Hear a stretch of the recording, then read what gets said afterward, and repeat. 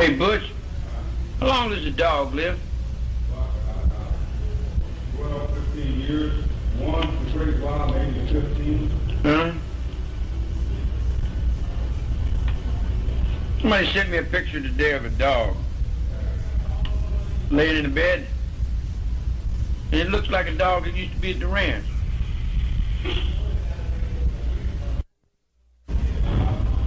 Can I tell you a story about a dog? The guy used to live at the ranch, was always drinking beer, riding in a pickup truck, right? And he lived over in the trailer on the ranch. His name was Bob.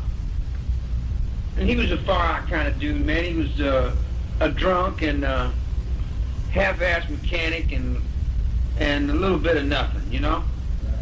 And he'd ride around in his truck just talking about making money. That's all he gave a fuck about. And he told me, he said, for God's sakes, man, whatever you do, don't take that goddamn chain off that dog.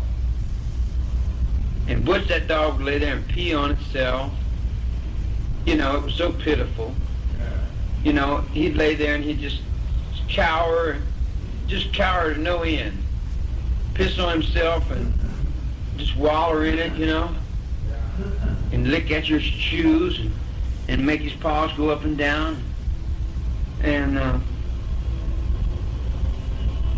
I figured he belonged to the other guy. I wasn't going to bother him, you know, till one day the other dude was gone. And I thought I'd let the dog go for a walk. And keep in mind, Butch, we got 35 dogs at that ranch, and every one of them is like wild dogs. They don't have names. They got names, but they don't have, they never had a bath. And if they don't catch rabbits, the only thing they're going to get is some old dried up puppy chow, you know, that Purina shit with the 50-pound bags. You know, in other words, I got all the dogs on the end of the city. They're eating at the ranch, see? And I'm letting them be, right? So I let this motherfucking dog up, and there was a goat way down at the end of the motherfucking thing. That dog grabbed the first dog and just chewed him up and threw him up against the wall. Reached for the second one, and it was gone. You dig? He tore up 2-3 chickens going across the thing. His hair stuck straight up on his back, and he was off. You dig what I'm saying? Huh? What? Oh, man, boy, this motherfucker was strutting, Jack. And he jumped up, man, and his teeth was about 3 feet from that fucking goat, man. When I finally got over there and got on him, and I put my knife up over his neck and told him, now, you motherfucker, you. See what I'm saying? So I had to get that knife back over him to lock him up, dig?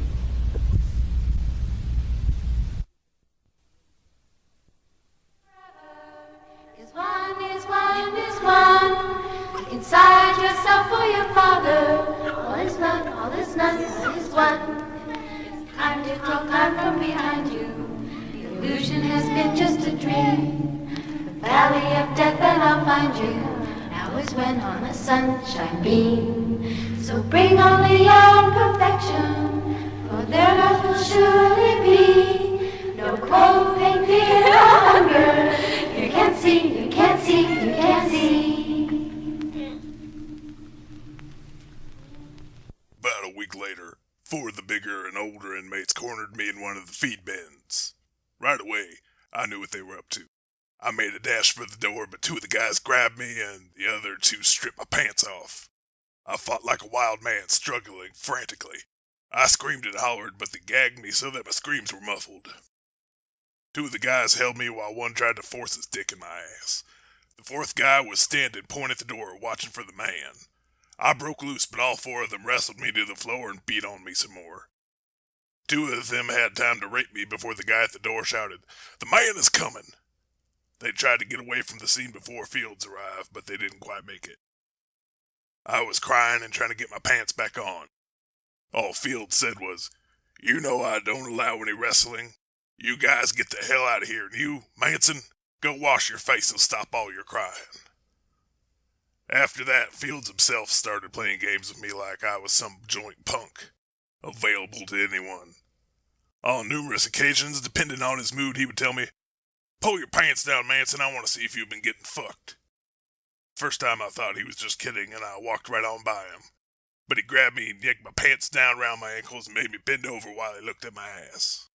He always did this in the presence of several other inmates. To add insult, he would pick up a handful of raw silage from the dairy floor, spit tobacco juice on it, and shove it up my ass.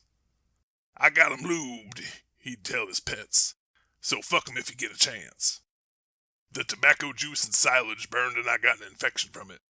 But the humiliation was worse. Yeah, Fields was a real beauty. He really knew how to care for the wards of the state and earn his state paycheck.